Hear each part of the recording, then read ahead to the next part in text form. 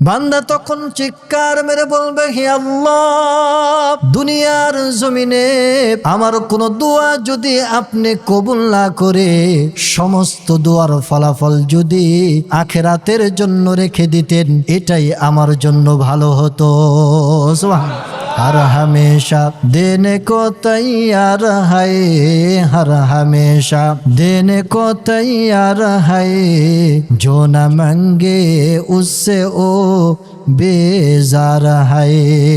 আল্লাহ সুবহানাহু ওয়া তাআলা সদা সর্বদা আমাদেরকে দেওয়ার জন্য প্রস্তুত থাকেন, কিন্তু আমরা চাওয়ার জন্য কি না প্রস্তুত না। ওই চাওয়ার সময়টা আমাদের নাই। দোয়া বলতে কি বুঝি বলেন তো? আল্লাহর দরবারে চাওয়া। আমরা একজন আরেকজনের সাথে দেখা হইলে বলি যে ভাই আমার জন্য একটু দোয়া করেন। এরপরে ইমাম সাহেবের কাছে আমরা কি চাই? দোয়া চাই। তো বিভিন্ন নিয়তে বিভিন্ন মানুষের কাছে আমরা দোয়া চাই না বলেন? অবশ্যই চাই। তো দোয়া চাওয়ার অর্থ কি? দোয়ার অর্থই হচ্ছে আমার মনের সমস্ত প্রয়োজন আল্লাহকে বলা। আমার মনের সমস্ত প্রয়োজন কাকে বলা বলেন? কোনো মাখলুককে বলা? কাকে বলা? আল্লাহকে বলা। নিজের মনের সমস্ত জায়েজ কামনা বাসনাগুলো আল্লাহকে বলা। আবার এভাবে কোনো খারাপ বাসনা করেন না যে আল্লাহ আমি ওরকম একটা চুরি করতে যাবো, তোমার কাছে দোয়া চাচ্ছি যাতে কোনো ধরা না খাই। এরকম খারাপ দোয়া কি আল্লাহর কাছে করা যাবে না। নিজের মনের মধ্যে যত জায়েজ কামনা বাসনা আছে এগুলোকে আল্লাহর দরবারে বলা, আল্লাহর দরবার থেকে চেয়ে নেওয়া, এটাই হচ্ছে দোয়ার মূল অর্থ। দেখেন, শরীয়তের কোনো আমল, ভালো মতো খেয়াল করবেন, শরীয়তের কোনো আমল বান্দার তকদিরকে পরিবর্তন করতে পারে না। কোরআন ও হাদিস যদি ঘাটেন তাহলে দেখবেন যে কোনো একটা আমল পাইবেন না যেই আমলটা বান্দার তকদিরকে পরিবর্তন করে দেয়, এমন কোনো আমল নাই। কিন্তু দোয়াটা আল্লাহু আকবার এমন ইবাদত, এমন আমল যে বিশ্বনবী বলেন এই দোয়ার মাধ্যমে বান্দার তকদির পর্যন্ত পরিবর্তন হয়ে যায়। সুবহানাল্লাহ। তিরমিজি শরীফের হাদিস 2139 নং হাদিস। বিশ্বনবী বলেন, লা ইয়ারুদ্দুল কদারা ইল্লা দুআ। কোনো আমল বান্দার তকদিরকে পরিবর্তন করতে পারে না, কিন্তু দোয়া এমন একটা আমল, এমন একটা ইবাদত যে বান্দার তকদিরকে পর্যন্ত পরিবর্তন করে দেয়। সুবহানাল্লাহ। এজন্য কবি বলেন, মায়ুসিনাহু আহলে জমি আপনি খাতা সে, মায়ুসিনাহু আহলে জমি আপনি খাতা সে, তকদীর বদল জাতি है মুদতর কি দুআ সে, তকদীর বদল জাতি है মুদতর কি দুআ সে। পাপি তাপি বান্দা কেহ নিরাশ যে না হয়, তপ্ত প্রাণের দোয়ার ফলে তকদিরও পাল্টায়। কবি বলছেন, তুমি হাজার পাপ করছো কিন্তু নিরাশ হয়ে যেও না। এটা মনে রাখো যে তপ্ত প্রাণের দোয়ার ফল, তোমার মনটাকে যদি এমনভাবে দোয়া করতে পারো যে তোমার প্রাণের মধ্যে একমাত্র আল্লাহ, তোমার প্রাণটা তপ্ত মরুভূমির মতো হয়ে আছে, এই প্রাণ থেকে যখন দোয়া বের হবে তখন আল্লাহ পাক অবশ্যই তোমার সমস্ত পাপ রাশিগুলোকে ক্ষমা করে দিতে পারেন। এবং তুমি যেই উদ্দেশ্যে দোয়া করছো সেই উদ্দেশ্যটা আল্লাহ পাক কবুল করতে পারেন। তাহলে আমরা এই হাদিস থেকে কি বুঝলাম? যে বিশ্বনবী বলছেন যে শরীয়তের কোনো আমল এমন নাই যে আমল বান্দার তকদিরকে পরিবর্তন করতে পারে, কিন্তু দোয়া এমন একটা ইবাদত যেটা বান্দার তকদিরকে পর্যন্ত পরিবর্তন করে দেয়। আপনার তকদিরে যদি কোনো খারাপই থাকে, কোনো খারাপ কিছু থাকে, আপনি বেশি বেশি দোয়া করবেন, ওই খারাপ জিনিসটা ভালো দ্বারা আল্লাহ পাক পরিবর্তন করে দেবেন। এজন্য সারা দিনে দোয়ার জন্য এক্সট্রা একটা সময় আমাদের রাখা উচিত না বলেন? আমরা কোনো রকম নামাজটা পড়ে, কোনো রকম কোরআন তেলাওয়াত করে, কোনো রকম বিভিন্ন আমলে জুড়ে চট করে আমরা উঠে যাই, দোয়ার প্রতি আমাদের তেমন কোনো গুরুত্ব আমরা দেই না। কিন্তু দোয়াটাকে যদি আমরা একটু গুরুত্ব দিয়ে, আমরা ইমাম সাহেবের সাথে না, শুধু আমরা 5 ওয়াক্ত নামাজের পর দোয়া কবুল হয়, তাহাজ্জুদের সময় দোয়া কবুল হয়, তারপরে আসর থেকে মাগরিব পর্যন্ত এই সময়টা কি হয়? দোয়া কবুল হয়। যখন বৃষ্টি আসে তখন ওই বৃষ্টির সময় কি হয়? দোয়া কবুল হয়। আজান ও একামতের মাঝে বান্দার দোয়া কবুল হয়। এবং যে কোনো সময় আপনি 5 ওয়াক্ত নামাজের পর বিশেষ করে আপনি উঠে চলে যান, আপনি যদি 5 মিনিট আল্লাহর দরবারে একটু নিজের মনের কামনা বাসনাগুলো একটু দোয়া করেন। সন্তানরা ভালো না, সন্তানদের জন্য দোয়া করেন। এখন পিতারা হুজুরদের কাছে যায়, হুজুর একটা তাবিজ দেন, এমন তাবিজ দেন যাতে আমার সন্তান আমার ছাড়া কিছু না বুঝে। এটা কি হয় বলেন? এটা একমাত্র আপনার দোয়ার মাধ্যমে হবে। আপনি যদি বেশি বেশি দোয়া করেন তাহলে আল্লাহ পাক আপনার দোয়ার মাধ্যমে আপনার সন্তানদেরকে নেককার বানায় দেবেন। এজন্য দৈনিক একটা সময় আমরা রাখবো দোয়ার জন্য, যাতে আল্লাহ পাক আমাদের দোয়াগুলোকে কবুল করেন। দেখেন, কোরআন থেকে আপনাদেরকে একটা উদাহরণ দিচ্ছি যে দোয়াটা আল্লাহর দরবারে কত প্রিয়, কত প্রিয় আপনারা কল্পনাও করতে পারবেন না। দোয়াটা আল্লাহর দরবারে কত প্রিয়। এই কোরআনে কারীমের বিভিন্ন জায়গায়, প্রায় 13টা জায়গায় আপনি এমন পাবেন যে আল্লাহ পাক বান্দাদের জীবন ঘনিষ্ঠ সম্পর্কে প্রশ্নের উত্তর দিয়েছেন। বান্দা প্রশ্ন করেছে, আল্লাহ পাক উত্তর দিয়েছেন, কিন্তু এই উত্তর দেওয়ার ক্ষেত্রে বিশ্বনবীকে মাঝখানে ভায়া হিসেবে আনছেন। বান্দা প্রশ্ন করেছে, এটা তো বুঝি না, এটা জানতে চাই। আল্লাহ পাক সরাসরি উত্তর দেন নাই। কার মাধ্যমে উত্তর দিয়েছেন? বিশ্বনবী জনাবে মুহাম্মদুর রাসূলুল্লাহ সাল্লাল্লাহু আলাইহি ওয়াসাল্লামের মাধ্যমে উত্তর দিয়েছেন। তো কোরআনে কারীমের এমন কয়টা জায়গা পাবেন? প্রায় 13টা জায়গায় বান্দা জীবন ঘনিষ্ঠ বিভিন্ন প্রশ্ন করেছে, আল্লাহ পাক সরাসরি উত্তর না দিয়ে বিশ্বনবী জনাবে মুহাম্মদুর রাসূলুল্লাহ সাল্লাল্লাহু আলাইহি ওয়াসাল্লামের মাধ্যমে উত্তর দিয়েছেন। এবং উত্তরটা দেওয়ার আগে কুল শব্দ এনেছেন। কোন শব্দ? কুল। হে নবী আপনি বলুন। আমরা বলি না কুল হুয়াল্লাহু আহাদ? এই কুল অর্থ কি? হে নবী আপনি বলুন। এখন যারা সহি শুদ্ধভাবে কুল শব্দ উচ্চারণ করতে পারে না, যদি বলে কুল, কয়রে সুকার কুল ল কুল, এই কুল যদি বলে তাহলে উত্তর হবে কি? হে নবী আপনি খান। এজন্য কোরআনে কারীম সহি শুদ্ধভাবে পড়ার দরকার আছে না নাই বলেন? আপনি পড়বেন কুল হুয়াল্লাহু আহাদ, হে নবী আপনি বলুন আল্লাহ এক। আর এই কুলের জায়গায় যদি আপনি বলেন কুল হুয়াল্লাহু আহাদ, হে নবী আপনি খান, এরকম অর্থ হবে। আপনার নামাজ হবে না? হবে না? হবে না। সাথে সাথে আপনার নামাজটা ভেঙে যাবে। তো এজন্য যেটা বলতেছিলাম যে আল্লাহ সুবহানাহু ওয়া তাআলা কোরআনে কারীমের মধ্যে বান্দার জীবন ঘনিষ্ঠ বিভিন্ন প্রশ্নের উত্তর আল্লাহ পাক দিয়েছেন। আর সেই উত্তর দেওয়ার ক্ষেত্রে বিশ্ব নবীকে মাঝখানে ভায়া হিসেবে এনেছেন। কোন শব্দ দ্বারা? কুল, হে নবী আপনি আমার পক্ষ থেকে আমার বান্দাদের এই প্রশ্নের উত্তরটা দিয়ে দেন। কুল অর্থ কি? হে নবী আপনি আমার পক্ষ থেকে আমার বান্দাদেরকে এই প্রশ্নের উত্তরটা দিয়ে দেন। এরকম কোরআনে কারীমের 13টা জায়গা আছে। প্রথম জায়গা সূরাতুল বাকারা 189 নং আয়াত। আল্লাহ পাক বলছেন ইয়াসআলুনাকা আনিল আহিল্লা, তারা প্রশ্ন করে, মানুষ জিজ্ঞাসা করে আপনাকে হে নবী আনিল আহিল্লা, চাঁদ সম্পর্কে আপনাকে জিজ্ঞাসা করে। উত্তরে আল্লাহ পাক বলেন কুল, হে নবী আপনি আমার পক্ষ থেকে আমার বান্দাদেরকে উত্তরটা দিয়ে দেন। কি উত্তর? হিয়া মাওয়াকিতু লিন্নাসি ওয়াল হজ, চাঁদ হচ্ছে মানুষের জন্য সময় নির্ধারণের এবং হজের জন্য সময় নির্ধারণের একটা ক্যালেন্ডার। একটা কি বলেন? ক্যালেন্ডার।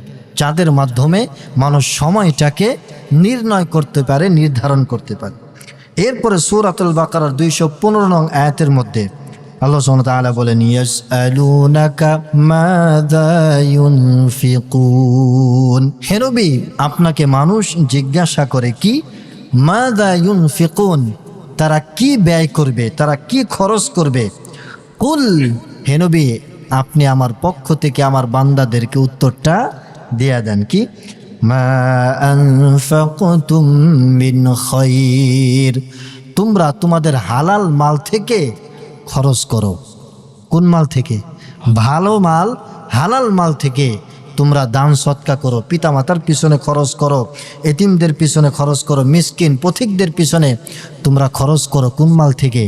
হালাল মাল থেকে। এরপরে সূরাতুল বাকারার 217 নং আয়াতের মধ্যে আল্লাহ পাক বলেন ইয়াসআলুনাকা আনিশ শাহরিল হারামি কিতালিন ফীহি, হে নবী আপনাকে মানুষ শাহরে হারাম নিষিদ্ধ মাস সম্পর্কে, নিষিদ্ধ মাসে যুদ্ধ করা এটা বৈধ কিনা এ সম্পর্কে আপনাকে জিজ্ঞাসা করে, কুল, আপনি আমার পক্ষ থেকে উত্তরটা দিয়ে দেন কি, কিতালুন ফীহি কাবীর। এই নিষিদ্ধ মাস জিলকদ, জিলহজ, মুহররম, রজব, এই 4 মাসটা কি বলেন? নিষিদ্ধ মাস। আরবদের নিকট নিষিদ্ধ মাস ছিল। এই 4 মাসে যুদ্ধ বিগ্রহ করা হারাম। এই 4 মাসে কোনো যুদ্ধ বিগ্রহ করা যাবে না। এরপরে আল্লাহ পাক বলেন সূরাতুল বাকারা 219 নং আয়াত, আল্লাহ পাক বলেন ইয়াসআলুনাকা আনিল খামরি ওয়াল মাইসির। হে নবী, আপনাকে মানুষ জিজ্ঞাসা করে মদ এবং জুয়া সম্পর্কে। কুল, আপনি আমার পক্ষ থেকে উত্তরটা দিয়ে দেন কি, ফীহিমা ইসমুন কাবীর। এই মদ এবং জুয়ার মধ্যে কবিরা গুনাহ। কি গুনাহ? কবিরা গুনাহ, মারাত্মক গুনাহ।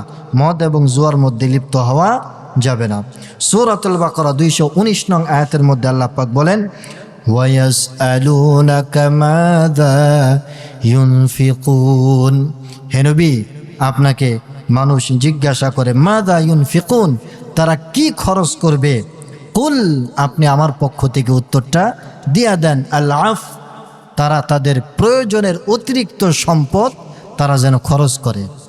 সব সম্পদ যদি খরচ করে ফেলে আল্লাহর রাস্তায় দিয়া দেয়, তাহলে সে তো ফকির হয়ে যাবে, সে তো আরেকজনের নিকট হাত পাতবে। ঠিক কিনা বলেন? এই জন্য আল্লাহ পাক বলেন প্রয়োজনের অতিরিক্ত সম্পদ সে কি করবে? আল্লাহর রাস্তায় খরচ করে। এরপরে সূরাতুল বাকারা 220 নং আয়াত, আল্লাহ পাক বলেন ওয়ায়াসআলুনাকা আনিল ইয়াতামা। হে নবী, আপনাকে মানুষ জিজ্ঞাসা করে ইতিমদের হক সম্পর্কে, ইতিমদের সাথে কেমন আচরণ করা হবে এই সম্পর্কে আপনাকে জিজ্ঞাসা করে। কুল, আপনি আমার পক্ষ থেকে উত্তরটা দিয়ে দেন ইসলাহুল লাহুম খায়র। ইতিমদের সাথে সর্বোত্তম আচার ব্যবহার করতে হবে। এতিমদের সাথে যাতে আচরণটা কি হয়? ভালো হয়। এরপরে সূরাতুল বাকারা 222 নং আয়াতের মধ্যে আল্লাহ পাক বলেন ওয়ায়াসআলুনাকা আনিল মাহিদ। হে নবী, আপনাকে মানুষ জিজ্ঞাসা করে মহিলাদের পিরিয়ড সম্পর্কে, হায়েজ সম্পর্কে, মাসিক সম্পর্কে।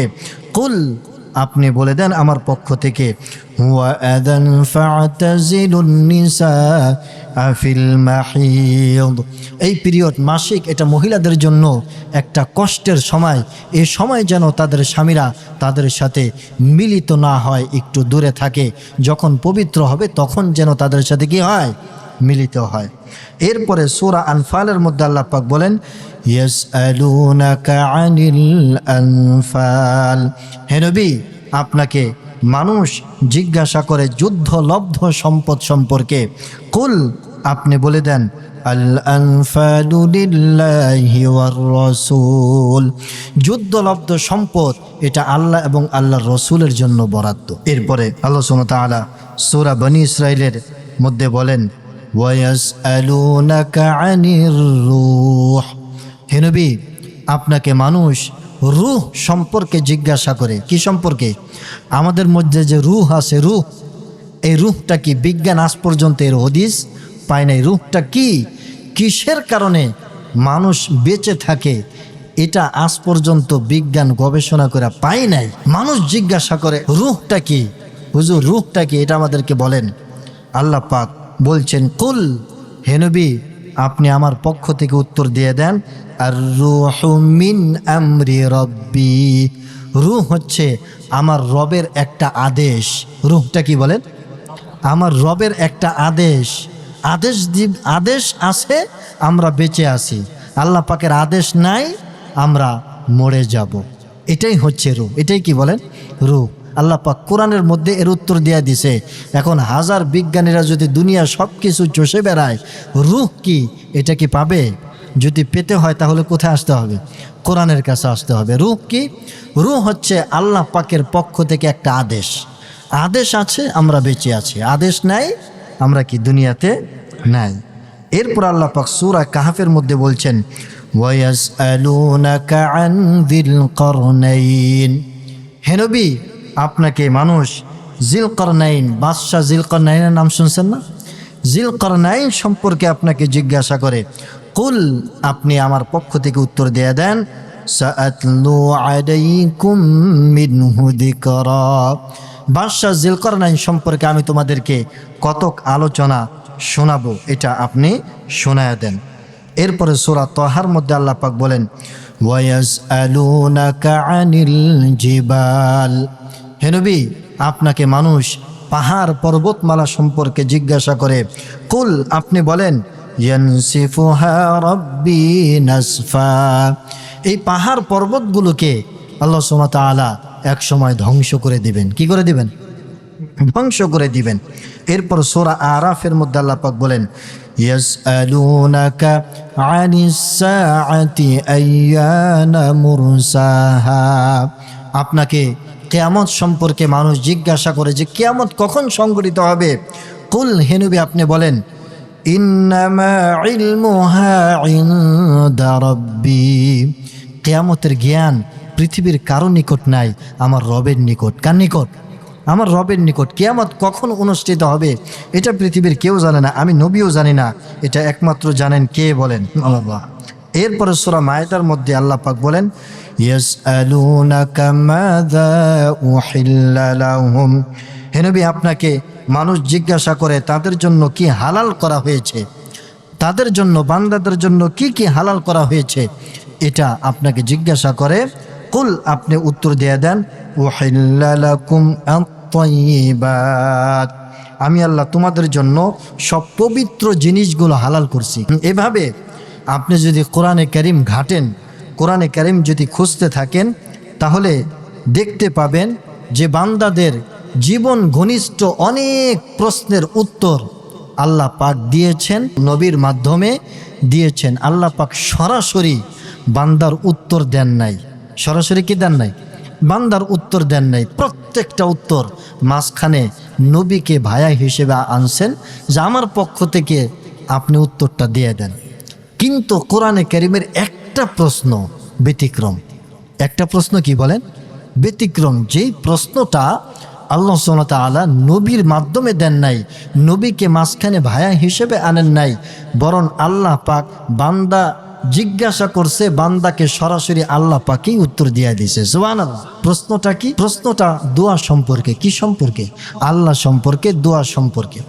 বান্দারা কিছু মানুষ এসে বিশ্বনবীকে একবার জিজ্ঞাসা করলেন, হুজুর আপনি তো বলেন যে আল্লাহ পাক আমাদের দোয়াকে শুনতে পান এবং আমরা দোয়া করলে আল্লাহ পাক দোয়া কবুল করে নেন, আবার আপনিই বলেন এই জমিন থেকে আসমানের দূরত্ব 500 বছরের, এরপরে 500 বছর পরিমাণ জায়গা ফাঁকা, এরপরে দ্বিতীয় আকাশ, এভাবেই তৃতীয় আকাশ, চতুর্থ আকাশ, পঞ্চম আকাশ, ষষ্ঠ আকাশ, সপ্তম আকাশ, এরপরে হাজারো কোটি মিলিয়ন বিলিয়ন মাইল উপরে হচ্ছে সিদরাতুল মুনতাহা, এরও মিলিয়ন বিলিয়ন উপরে হচ্ছে জান্নাতুল মাওয়া, জান্নাত, এরও অগণিত লক্ষ কোটি মিলিয়ন বিলিয়ন উপরে হচ্ছে আরশে আজিম, যেখানে আল্লাহ পাক বসে আছেন। কোনো বান্দা যদি দুনিয়ায় বৈশা দোয়া করে, তাহলে কিভাবে এত দূর থেকে আল্লাহ পাক বান্দার দোয়াকে শোনেন, এত দূর থেকে আল্লাহ পাক বান্দার দোয়াকে কবুল করেন, এটা তো আমাদের মাথায় ধরে না, বুঝে আসে না। সুতরাং এই উত্তরটা আপনি আমাদেরকে দিয়ে দেন। প্রশ্নটা বুঝছেন নাকি? এই উত্তরটা আপনি আমাদেরকে দিয়ে দেন। তাহলে কি সম্পর্কে প্রশ্ন করলেন বলেন? দোয়া সম্পর্কে। কি সম্পর্কে? দোয়া সম্পর্কে। কোরআনে কারীমের প্রত্যেকটা প্রশ্নের উত্তর নবীর মাধ্যমে আল্লাহ পাক এবার বলছেন যে হে নবী, কোরআনে কারীমের প্রত্যেকটা প্রশ্নের উত্তর আমি আল্লাহ আপনার মাধ্যমে দিয়েছি, কিন্তু বান্দা দোয়া সম্পর্কে জিজ্ঞাসা করেছে, প্রশ্ন করেছে, আমি আল্লাহ সম্পর্কে জিজ্ঞাসা করেছে। সুতরাং এই প্রশ্নের উত্তরটা আমি আপনার মাধ্যমে দিব না, আপনাকে মাঝখানে ভায়া হিসেবে আনবো না। আমি আল্লাহ সরাসরি, এখানে আপনি নাই, এখানে আমি আর আমার বান্দা, মাঝখানে কেউ থাকতে পারবে না। আমি আল্লাহ বান্দাকে সরাসরি এই উত্তরটা দিয়ে দিব। সুবহানাল্লাহ। আল্লাহ পাক কোরআনে কারীমের সূরাতুল বাকারার 186 নং আয়াতের মধ্যে আল্লাহ পাক বলেন, ওয়া ইযা সাআলাকা ইবাদি আন্নী ফাইন্নী করিব। আল্লাহ পাক বলছেন, ও বান্দা তোমরা মনে করেছো আমি আল্লাহ অনেক দূরে, অনেক দূরে। না না, ফাইন্নী করিব, আমি আল্লাহ তোমাদের একেবারেই নিকটে। কত নিকটে? আল্লাহ পাক বলছেন وَنَحْنُ أَقْرَبُ إِلَيْهِ مِنْ حَبْلِ الْوَرِيدِ তোমাদের শাহরগ যতটুকু নিকটে আমি আল্লাহ তার চাইতেও তোমাদের নিকটে। উজিবু দাওয়াতাদ দাঈ ইলা দাআনি ফালিয়াস্তাজিবু লি ওয়ালিউমিনু বি লাআল্লাহুম ইয়ারশুদুন। আমার কোন বান্দা যখন দিনের আলোতে বা রাতের অন্ধকারে বিপদে আপদে পড়ে পৃথিবীর যে কোনো প্রান্ত থেকে আমি আল্লাহকে মহব্বতের সুরে ডাক দেয়, সঙ্গে সঙ্গে আমি আল্লাহ ওই বান্দার ডাকে সাড়া দিয়া দেই। সুবহানাল্লাহ। কোরআনে কারীমের প্রত্যেকটা প্রশ্নের ঢং একরকম, আর দোয়ার ব্যাপারে যে আয়াতটা আল্লাহ পাক নাজিল করলেন তার ঢংটা কি আরেক রকম।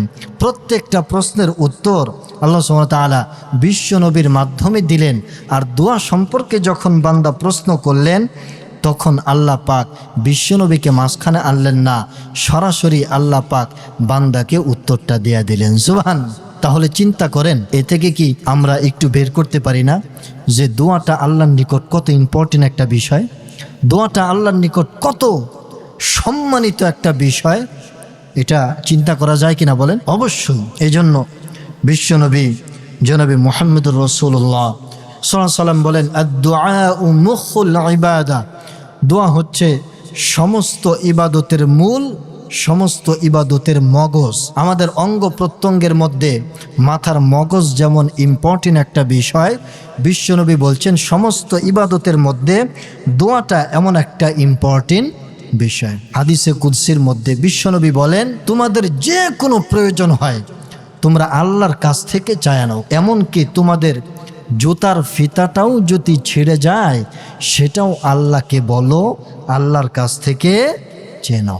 জুতার ফিতাটাও যদি কি ছিঁড়ে যায়, তার মানে কি কত নগণ্য থেকে ছোট্ট বিষয় বিশ্বনবী কার কাছে দোয়া করতে বললেন? আল্লাহর কাছে। এজন্য আমরা আল্লাহর কাছে দোয়া করব, এই মন মানসিকতাকে রাখা যাবে যে এত দোয়া করব, এত মানুষ দোয়া করে, সকলের দোয়া যদি আল্লাহ পাক কবুল করেন তাহলে আল্লাহ পাকের ধনভাণ্ডার কি কমে যাবে? বলেন, কমে যাবে? কমে যাবে না। এজন্য বিশ্বনবী বলেন, কিতাবের মধ্যে এসেছে পৃথিবীর শুরু থেকে নিয়ে এই পর্যন্ত, এখন থেকে নিয়ে কিয়ামত পর্যন্ত সমস্ত মাখলুক যদি একটা ময়দানের মধ্যে জমা হয়ে যায় আর সকলে যদি তার নিজ নিজ প্রয়োজনগুলা আল্লাহর দরবারে চাইতে থাকে, আর আল্লাহ পাকও যদি একই সময়ের মধ্যে সমস্ত প্রয়োজনকে পূরণ করে দেন সকলের, তাহলে আল্লাহ পাকের রহমতের ভান্ডার থেকে একটুখানিও কমে যাবে না। সারা পৃথিবীর মানুষ আল্লাহর দরবারে চাইছে, এট এ টাইমে যদি আল্লাহ পাক সকলের দোয়াকে কবুল করে নেন, আল্লাহ পাকের রহমতের ভান্ডার থেকে একটুও কি কমবে? বলে কমবে না। বিশ্বনবী বলেন, মান লাম ইয়াসআলিল্লাহ ইয়াগদাব আলাইহি, যে ব্যক্তি আল্লাহর নিকট চায় না আল্লাহ পাক তার উপর রাগান্বিত হয়ে যান, আর যে ব্যক্তি আল্লাহর নিকট বেশি বেশি চায় আল্লাহ পাক তার উপর কি হয়ে যান? খুশি হয়ে যান। এই জন্য দুনিয়ার মামলাটা একটু ভিন্ন। আপনার যত কাছের মানুষ হোক, আপনার যত আপন বন্ধু হোক, তার কাছে একদিন চাইবেন, 2 দিন চাইবেন, 3 দিন চাইবেন, 4 দিন চাইবেন, 5 দিনের বেলায় একটু হলেও দেখবেন সে কি করবে? মন খারাপ করবে কিনা বলেন? অবশ্যই মন খারাপ করবে। কিন্তু আল্লাহর বিষয়টা কি বলেন? ভিন্ন। আল্লাহ পাকের কাছে যদি আপনি আমি না চাই আল্লাহ পাক রাগান্বিত হয়ে যান, আর যদি চাই আল্লাহ পাক কি হন? খুশি হন। কারণটা কি একটু বলতে পারবেন কেউ? কারণটা কি? বান্দার কাছে চাইলে এক পর্যায়ে বান্দা রাগান্বিত হয়ে যায়, আর আল্লাহর কাছে না চাইলে আল্লাহ পাক রাগান্বিত হন। কারণটা কি? কারণটা হচ্ছে একজন মানুষ যত ধন সম্পত্তির মালিক হোক না কেন, গোটা পৃথিবীর মালিকও যদি সে হয়ে যায়, তার ধনভাণ্ডার থেকে যদি সে 1 টাকাও আপনাকে দেয়, তার নির্দিষ্ট ধনভাণ্ডার থেকে 1টা টাকা কমে গেল, ঠিক কিনা বলেন? কিন্তু আল্লাহ পাক তো হচ্ছে অফুরন্ত ধনভাণ্ডারের মালিক। আল্লাহ পাক যদি আপনাকে গোটা পৃথিবীর মালিক বানিয়ে দেন, তথাপিও আল্লাহ পাকের ধনভাণ্ডার থেকে একটুখানিও কমে যাবে না। দুনিয়ার একজন মানুষ সে যত বড়ই ধনী হোক না কেন, সে যদি তার ব্যাংক থেকে তার ধনভাণ্ডার থেকে একটু দেয়, অতটুকুনে কি হয়ে গেল? কমে গেল। সে চিন্তা করে যে একদিন দিছি, 2 দিন দিছি, 3 দিন দিছি, এভাবে যদি দিতে থাকি তাহলে রাজার গোলাও তো ফুরায় যাবে, কয় না? রাজার গোলাও তো ফুরায় যাবে, বৈশা বৈশা খাচ্ছ, এভাবে তো রাজার গোলাও ফুরায় যায়। তো এভাবে সে চিন্তা করে, কিন্তু আল্লাহ পাকের ধনভাণ্ডার তো অফুরন্ত। সে যদি গোটা পৃথিবীর মালিক আপনাকে বানিয়ে দেন, তথাপিও আল্লাহ পাকের ধনভাণ্ডার থেকে একটু কমবে? বলেন, কমবে না। এজন্য দুনিয়ার মানুষ 1 দিন, 2 দিন, 3 দিন, 5 দিনের বেলায় রাগান্বিত হয়ে যায়, আর আল্লাহ পাক না চাইলে রাগান্বিত হন, চাইলে আল্লাহ পাক খুশি হয়ে যান। এজন্য আল্লাহ পাকের দরবারে বেশি বেশি দোয়া করবো কিনা বলেন? অবশ্যই দোয়া করবো। আর দোয়ার ক্ষেত্রে কিছু আদব আছে, আদব রক্ষা করে যখন আপনি আমি দোয়া করব, তখন আমাদের দোয়াগুলো 100% কবুল হয়ে যাবে। 1 নম্বর আদব হলো যে আপনি যখন দোয়া করবেন তখন মনে মনে ধারণা করবেন যে অবশ্যই আমার এই নেক দোয়াটা, আমার এই জায়েজ কামনা বাসনাটা আল্লাহ পাক অবশ্যই কবুল করে নেবেন। এই মন মানসিকতা নিয়ে আপনাকে দোয়া করতে হবে। এমন না যে দোয়া যে করছি এটা কবুল এরম করছি, মানে এমন একটা যে মনে হচ্ছে যে আপনার দোয়ার মধ্যে কি নাই, কোনো মনোযোগ নাই, আর যার কাছে দোয়া চাইছেন সে মনে হয় দেওয়ার ক্ষমতা রাখে না। আমাদের দোয়ার ভাবসাব দেখে এমন মনে হয়, ঠিক কিনা বলেন? এজন্য আপনি যখন দোয়া করবেন তখন এই মন মানসিকতা নিয়ে দোয়া করতে হবে যে 100% আমার দোয়াটা আল্লাহ পাক কি করবেন? কবুল করবেন। কারণ আমি একজন মুমিন বান্দা, অবশ্যই আল্লাহ পাক আমার দোয়া কবুল করবেন। দেখেন মুমিন বান্দা কেন, একজন কাফেরের দোয়া তো আল্লাহ পাক যদি দোয়ার মতো দোয়া করে কবুল করে নেয়। তার সর্বোচ্চ উদাহরণ হচ্ছে ইবলিস। কে বলেন? ইবলিস যখন আদমকে সেজদা করলো না, আল্লাহ পাকের দরবার থেকে গোসায় বের করে দিলেন লানতের তক্তা দিয়ে। এরপরে আল্লাহ পাক বললেন তুই আমার দরবার থেকে বের হয়ে যা।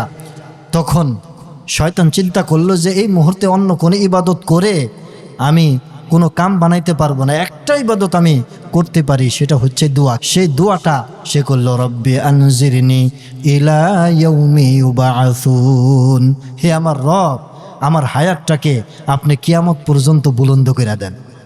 আল্লাহ পাক কবুল করছে কিনা বলেন? কবুল করছে। এরপর আরেকটা দোয়া করছে, হে আল্লাহ, আমি যাতে আদমের রন্ধ্রে রন্ধ্রে রগে রগে আমি ঢুইকা তাকে ধোকা দিতে পারি, এই পাওয়ার আমাকে দিয়ে দেন। আল্লাহ পাক বলেন এইটাও তোরে দিয়ে দিলাম। চিন্তা করেন, এক তো সে কাফের হয়ে গেছে, দ্বিতীয়ত আল্লাহ পাক গুসা অবস্থায়, সেই অবস্থায়ও শয়তান দোয়া করছে, সেই শয়তানের দোয়াকেও আল্লাহ পাক কবুল করে নিলেন। আর আপনি আমি তো একজন মুমিন বান্দা, একজন শয়তানের দোয়া যদি আল্লাহ পাক কবুল করে নেয়, আর আপনি আমি মুমিন বান্দা, আবার দোয়াকে আল্লাহ পাক কবুল করবেন না? অবশ্যই কবুল করবেন। এই জন্য দোয়া যখন করবেন তখন এই মন মানসিকতা নিয়ে দোয়া করতে হবে যে অবশ্যই অবশ্যই অবশ্যই আল্লাহ পাক আমার দোয়াটাকে কবুল করবেন। কারণ বান্দা আল্লাহর প্রতি যে পরিমাণ ধারণা করে, আল্লাহ পাক ওই ধারণা অনুযায়ী তার সাথে মোয়ামেলা করে। আপনি যদি ধারণা করেন আল্লাহর প্রতি, ভালো ধারণা করেন, আল্লাহ পাকও আপনার প্রতি কী করবেন? ভালো ধারণা করবে। আর যদি আপনার না দোয়া করতেছি কোনো রকম টাইম পাস করার জন্য, ইমাম সাহেব হাত তুলছে আমিও পিছনে হাত তুললাম আর কি, এই যে একটা ভাবসাব, এরকম বাস টাইম পাস করার জন্য আপনি দোয়া করছেন, তাহলে আপনার আল্লাহর প্রতি ভালো ধারণা করলেন না। আপনার দোয়াটা সারা জীবন এভাবে গাফলতির সাথে দোয়া করে যাচ্ছেন, আপনার দোয়ার কোনো ফায়দা হবে না, জিন্দিগিতে আপনার কোনো দোয়া কি হবে না? কবুল হবে না। এজন্য দোয়া যখন করব একেবারে কায়মনোবাক্যে স্থির হয়ে যে আমি যে দোয়াটা করছি যদি হারাম না হয়, হালাল হয়, হালাল বস্তু হয়, অবশ্যই আল্লাহ পাক আমাকে দিবেন। এরপরে আরও একটা আদব হচ্ছে যে আপনি দোয়া যখন করবেন তখন আল্লাহর প্রশংসা দিয়ে শুরু করবেন, আলহামদুলিল্লাহি রাব্বিল আলামিন।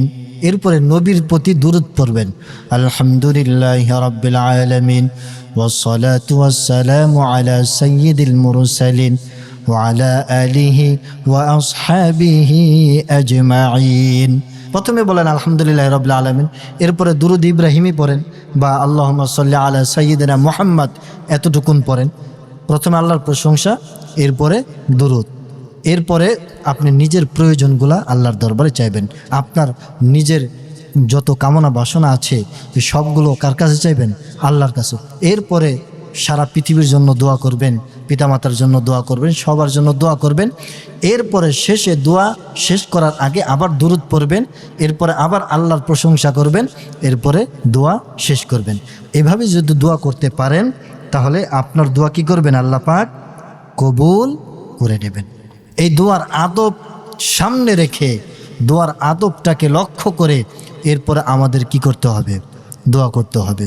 যদি এভাবে দোয়া না করি তাহলে শত শত বছর দোয়া করেই যাব, দোয়া কবুল হবে না। এখন প্রশ্ন করবেন যে হুজুর ঠিক আছে, এভাবে আপনি যেভাবে বললেন আদবের সহিত দোয়া আপনি করতে বললেন, এই আদবের সহিত দোয়া তো অনেক আগে থেকেই আমরা করে আসছি, আমি করছি, কিন্তু আমার কোনো দোয়ার ফলাফল তো আজ পর্যন্ত দেখলাম না। তো এটার কারণটা কি? আপনি যেভাবে দোয়া করতে বললেন, আল্লাহর প্রতি দৃঢ় মনোভাব, এরপরে আল্লাহর প্রশংসা, নবীর উপর দরুদ, এরপরে নিজের জন্য দোয়া, আবার দুরুদ, আবার আল্লাহর প্রশংসা, এভাবে আমি দিনকে দিন, সপ্তাহকে সপ্তাহ, মাসকে মাস, বছরকে বছর দোয়া করেই যাচ্ছি, কিন্তু আজ পর্যন্ত আমার দোয়ার কোনো ফলাফল আমি পেলাম না, দেখলাম না। কারণটা কি একটু বলেন? নিজের মনের মধ্যে এমন প্রশ্ন আসে কিনা বলেন? আসতে পারে। তো এই প্রশ্নের উত্তর হচ্ছে হাকিমুল উম্মত হজরত মাওলানা আশরাফ আলী থানবী রহমতুল্লাহ আলাইহি তার কিতাবের মধ্যে এর উত্তরটা তিনি দিয়ে দিয়েছেন। তিনি বলেন যে আসলে আল্লাহ পাক একজন মুমিন বান্দার প্রত্যেকটা দোয়াকেই কবুল করে থাকেন 5টা স্তরের মাধ্যমে। কয়টা স্তরের মাধ্যমে? 5টা সার্কেলে, 5টা স্তরে প্রত্যেকটা বান্দার প্রত্যেকটা দোয়া কবুল হয়, হয়তো আপনি আমি জানিও না। এই 5টা স্তরের কোন স্তরের মাধ্যমে আপনার আমার দোয়া কবুল হয়ে যাচ্ছে এটা আমার খবর নাই। আমার খবর নাই বিদায় আমি আল্লাহর উপর একটা কথা বলে ফেলছি যে এত দোয়া করলাম কিন্তু আমার দোয়া আজ পর্যন্ত কবুল হইল না। এই 5টা স্তর যদি আপনার আমার জানা থাকে তাহলে আল্লাহর প্রতি কখনো আমাদের বিরূপ খারাপ ধারণা আসবে না। 1 নম্বর স্তর হচ্ছে বান্দা যা চেয়েছে সেটা আল্লাহ পাক সাথে সাথে দিয়ে দেন। যেমন আপনি আমি দোয়া করলাম, হে আল্লাহ আমাকে পরীক্ষায় পাশ করায় দাও, আল্লাহ পাক পরীক্ষায় পাশ করায় দিল। দোয়া করলাম, হে আল্লাহ অনেক রোগের মধ্যে আক্রান্ত আছি, আমার রোগটা আপনি ভালো করে দেন, আল্লাহ পাক রোগটাকে কি করে দিলেন? ভালো করে দিলেন। ব্যবসায় মন্দা যাচ্ছে, আমার ব্যবসাটাকে আপনি চাঙ্গা করে দেন, আল্লাহ পাক কি করে দিলেন? চাঙ্গা করে দিলেন। তো আপনি 1 নম্বর স্তর হচ্ছে বান্দা যা দোয়া করে সেটা সাথে সাথে আল্লাহ পাক কি করেন? কবুল করেন। এর ফলাফল আল্লাহ বান্দা স্বচক্ষে দেখতে পায়। তো এটা 5টা স্তরের একটা স্তর, আর আমরা এটাকে মূল স্তর মনে করি যে আমি চাইলাম আর পায়ে গেলাম, এটাই মনে হয় দোয়া কবুলের একমাত্র স্তর। আসলে এটা একমাত্র স্তর না, এটা 5টা স্তরের একটা স্তর, যে আপনি যা চেয়েছেন আল্লাহ পাক তার সঙ্গে সঙ্গে দিয়া দিলেন। এটা হলো 5টা স্তরের কয় নাম্বার স্তর? 1 নম্বর স্তর, মনে রাখবেন। 2 নম্বর স্তর হচ্ছে বান্দা যা চেয়েছে সেটা আল্লাহ পাক সঙ্গে সঙ্গে দেন না, একটু দেরি করে দেন। কি করে দেন? একটু দেরি করে দেন। কারণ সঙ্গে সঙ্গে যদি বান্দাকে দিয়ে দেন, হয়তো এই জিনিসটা বান্দার জন্য ক্ষতির একটা কি হয়ে যাবে? কারণ হয়ে যাবে। কোনো পিতা তার সন্তান পিতার কাছে টাকা চাইলো, পিতা সাথে সাথে দিয়ে দিল। আরেক দিন টাকা চাইলো, সাথে সাথে দিল না, অনেক দিন পরে দিল। অনেক দিন পরে যখন দিচ্ছে, পিতা বলছে যে তখন তোমার পেটের মধ্যে অসুখ ছিল, ওই সময় যদি তোমাকে দিয়ে দিতাম তাহলে এগুলো নিয়ে হাবিজাবি খাইতা, তোমার পেটের অসুখ আরও কি বেড়ে যাইতো, এই কারণে তোমাকে দেই নাই, 10 দিন পরে তোমাকে দিলাম। তো এই যে 10 দিন লেট করলো, এটা কি সন্তানের ভালোর জন্য না খারাপের জন্য বলেন তো? ভালোর জন্য। তো আল্লাহ পাক মাঝে মাঝে বান্দাকে সাথে সাথে দেন না, একটু দেরি করে দেন। এটা বান্দার কিসের জন্য? ভালোর জন্য, এবং বান্দার যাতে বেশি উপকার হয় এই জন্য। আপনি মনে করেন সিলেটে সফরে যাচ্ছেন, মাঝখানে ব্রাহ্মণবাড়িয়া আপনার বোনের বাসা। তো আপনি চিন্তা করলেন যে সিলেট সফরে যাব, অনেক দিন ধরে বোনের বাসায় যাওয়া হয় না, যাক এই উসিলায় ব্রাহ্মণবাড়িয়ায় নেমে আমার বোনের সাথে একটু সাক্ষাৎ করে নেই। তো আপনি ব্রাহ্মণবাড়িয়ায় নেমে বোনের বাসায় গেলেন, যে বললেন যে বোন হাতে বেশি সময় নেই, মাত্র 10 মিনিট সময় আছে, দেখাটা করে আমি চলে যাব। বোন বলল যে ভাই হাত ধরে বলল, এতদিন পর তুই আসলি, এখন খালি মুখে চলে যাবি, একটু বস, তোর জন্য দেখি কিছু করতে পারি কিনা, চানাচুর মুড়ি বা যদি ভাত থাকে আলু ভর্তা দিয়ে কোনো রকম ভাইয়ের সামনে কি পেশ করবে। আর যদি ভাই এসে বলে যে বোন আসছে, আমি এখন গোসলে যাচ্ছি, গোসল থেকে ফ্রেশ হয়ে খাবার দাবার খেয়ে এরপরে আমি রওনা দিব, বোন চিন্তা করবে যে না সময় যেহেতু হাতে একটু আসে, যাই আলু ভর্তা ভাত যেহেতু আসে, একটা ডিম অন্তত ভাইজা নিয়ে আসি। একটা ডিমের আইটেম কি বেড়ে গেল কিনা বলেন, একটা ডিমের আইটেম বেড়ে গেল। এরপরে ভাই যদি এসে বলে যে বোন আসছি, এখন লম্বা একটা ঘুম দিয়ে এরপর গোসল টোসল করে বিকালবেলা ইনশাল্লাহ সিলেটের উদ্দেশ্যে রওনা হব। বোন চিন্তা করবে যে লম্বা একটা সময় আছে, যাক ভাই অনেক দিন পর আসছে, এখন ভাইয়ের জন্য কিছু পোলাও কুরমা পাক করি, ঠিক কিনা বলেন। তো এই যে দেরি করার কারণে যত দেরি তত কি তার লাভ, যত দেরি তত লাভ। ডিমের আইটেম বেড়ে যাচ্ছে, পোলাও কুরমার আইটেম বেড়ে যাচ্ছে। তো এটা যদি ওই ভাই সাথে সাথে এসেই চলে যেত, এত আইটেম কি পাইতো বলেন, পাইতো না। তো আল্লাহ পাক বান্দা আল্লাহ পাকের নিকট দোয়া করেন, আল্লাহ পাক সাথে সাথে অনেক দোয়াকে কবুল করেন না, একটু দেরি করে কবুল করেন। এটা কার উপকারের জন্য বলেন তো? বান্দার উপকারের জন্য। কিন্তু আমরা হতাশ হয়ে যাই, আমরা কি হয়ে যাই? হতাশ হয়ে যাই। হজরত ইব্রাহিম আলাইহিস সালাম তার ছেলেকে নিয়ে কাবা নির্মাণ করার পরে একটা দোয়া করলেন, রব্বানা ওয়াবআথ ফীহিম রাসূলাম মিনহুম, হে আল্লাহ আমার বংশ থেকে একজন রাসূল আপনি দয়া মায়া করে প্রেরণ করেন।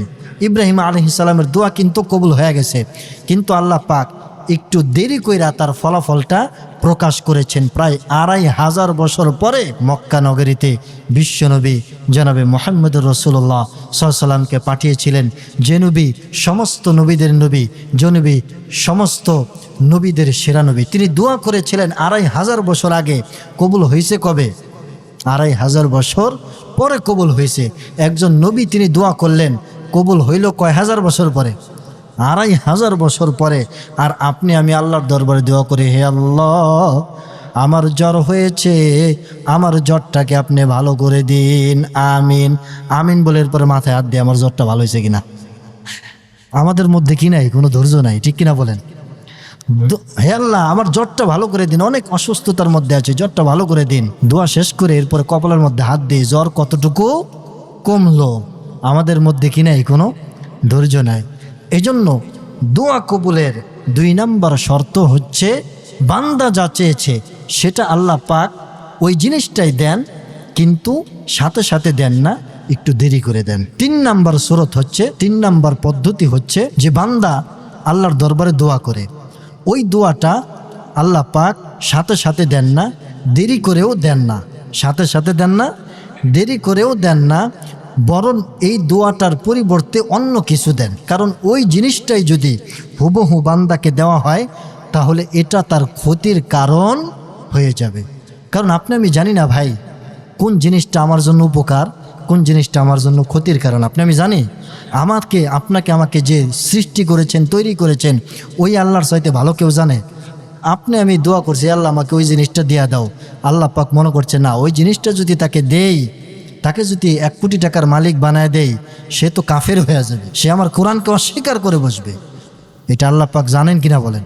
এই জন্য আপনাকে আমাকে একেবারে গরিব হালতে রাখছে, যে কোনো রকম খাবি দাবি আমি আল্লাহর কি করবি, ইবাদত করবি আর প্রশংসা করবি, এইভাবে একসময় তোরা জান্নাত দিয়ে দেব, সুবহানাল্লাহ।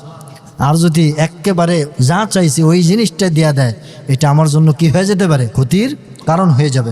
এই জন্য আল্লাহ পাক ওই জিনিসটা দেন না, এর পরিবর্তে আল্লাহ পাক অন্য একটা জিনিস দেন যেটা আমাদের জন্য উপকার। হুবহু ওই জিনিসটা দিলে আপনার আমার জন্য ক্ষতির কারণ হয়েও যেতে পারত। এক লোক সে অনেক শখ করে একটা গাভী কিনেছে, এখন সে গাভীকে লালন পালন করে, গাভীর দুধ দহন করে সে খায়। তো গাভীকে নিয়েই তার স্বপ্ন, গাভী নিয়েই সে থাকে। তো গাভীর প্রতি ভালো একটা মহব্বত তার দিলের মধ্যে চলে আসছে। তো একদিন হঠাৎ করে দেখে যে ওই গাভীটা তার গোয়াল ঘরে আর দেখা যায় না।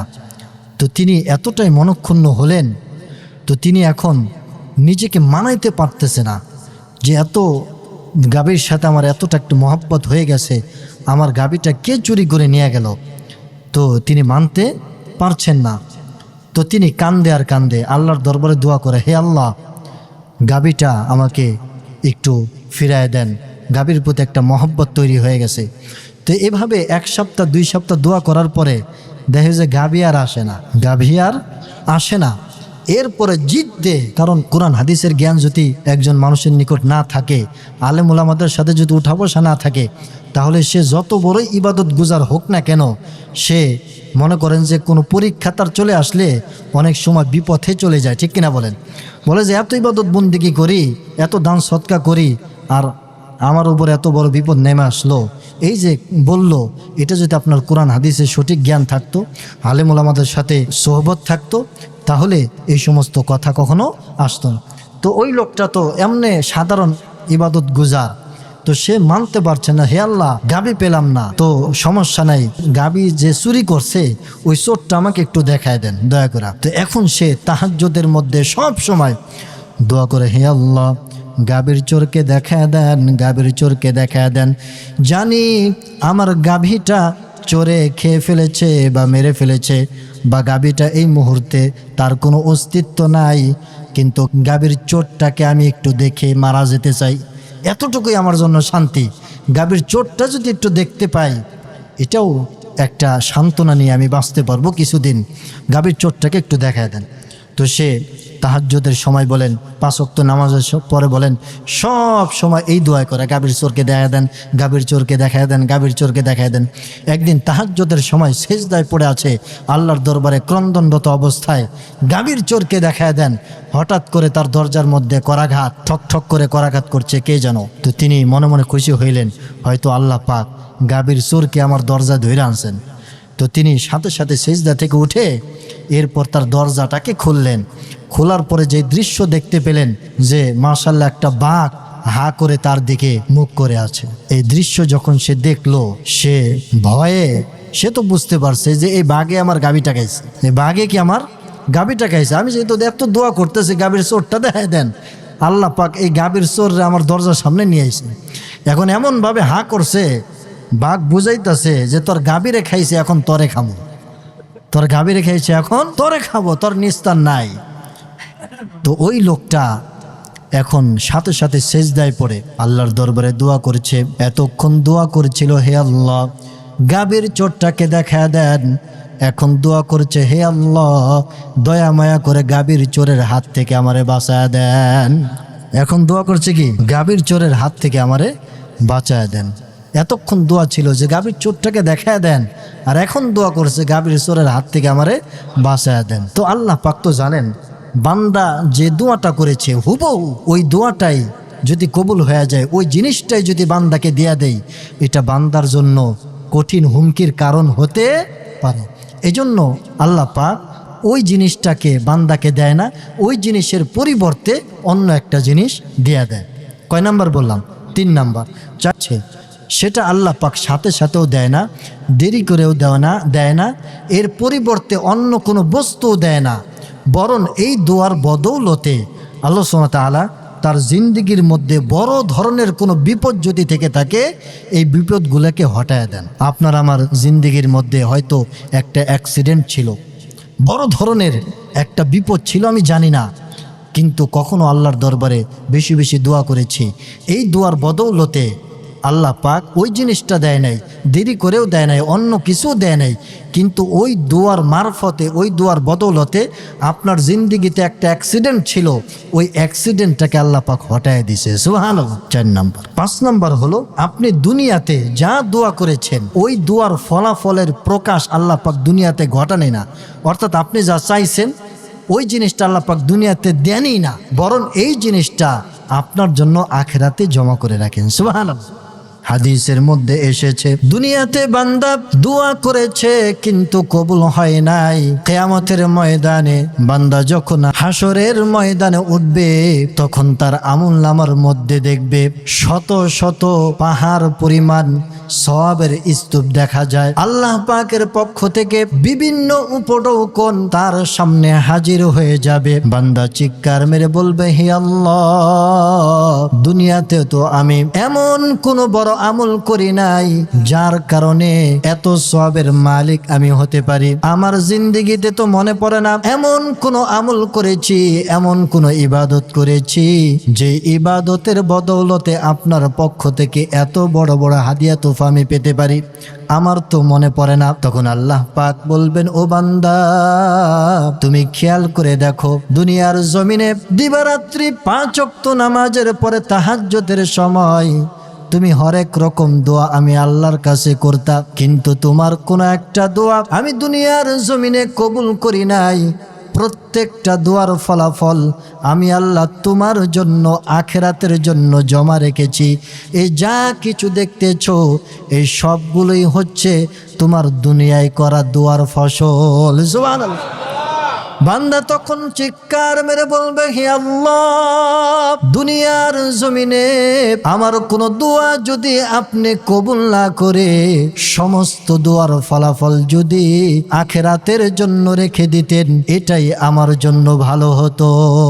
সুবহানাল্লাহ। हर हमेशा देने को तैयार है, हर हमेशा देने को तैयार है, जो न मांगे उससे ओ बेजार है। আল্লাহ সুবহানাহু ওয়া তাআলা সদা সর্বদা আমাদেরকে দেওয়ার জন্য প্রস্তুত থাকেন, কিন্তু আমরা চাওয়ার জন্য কিনা প্রস্তুত না। ওই চাওয়ার সময়টা আমাদের নাই। এই জন্য আমি আল্লাহর দরবারে দোয়া করছি, আমার দোয়া কবুল হচ্ছে না, এই মন মানসিকতা পোষণ করা যাবে না। 5টা স্তরে 5টা পদ্ধতিতে যে কোনো পদ্ধতিতে আপনার আমার দোয়া কবুল হচ্ছে, হয়তো আমি জানিও না। এই জন্য সম্মানিত হাজিরিন, আল্লাহর দরবারে ইবাদত বন্দিগি তো করবই, নামাজ পড়বো, রোজা রাখবো, হজ করবো, জাকাত দেবো, সব কিছু করব, কিন্তু দোয়ার জন্য এক্সট্রা সারাদিনে একটা সময় আপনি আমি বরাদ্দ রাখবো। ওই সময় কেবলমাত্র আমি আমার আল্লাহ। আপনি দেখবেন 10 রাকাত নামাজ পড়বেন, আপনার মনটা যতটুকু নরম না হবে, আপনি দেখবেন যে দোয়ার মাধ্যমে 2 ফোঁটা চোখের পানি ফেলাবেন, দেখবেন আপনার দিলটা নরম হয়ে যাবে। একটু আমল করে দেখেন। আপনি অনেক কোরআন তেলাওয়াত করবেন, অনেক নামাজ পড়বেন, আপনার দিল নরম হবে না, কিন্তু আপনি দোয়ার মাধ্যমে 2 ফোঁটা চোখের পানি ফেলবেন, দেখবেন আপনার শরীর থেকে ভারী কি যেন সরে গেল। এটা একটু খেয়াল করে দেখেন। এজন্য দোয়াটা এমন একটা ইম্পর্টেন্ট বিষয়, দৈনন্দিন জীবনে একটা সময় আমরা দোয়ার জন্য রাখবো।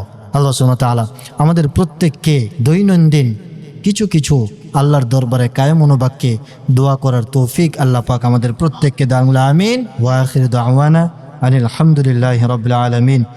সবাই দুরূদ শরীফ পড়ে আল্লাহুম্মা সাল্লি আলা মুহাম্মাদিন ওয়া আলা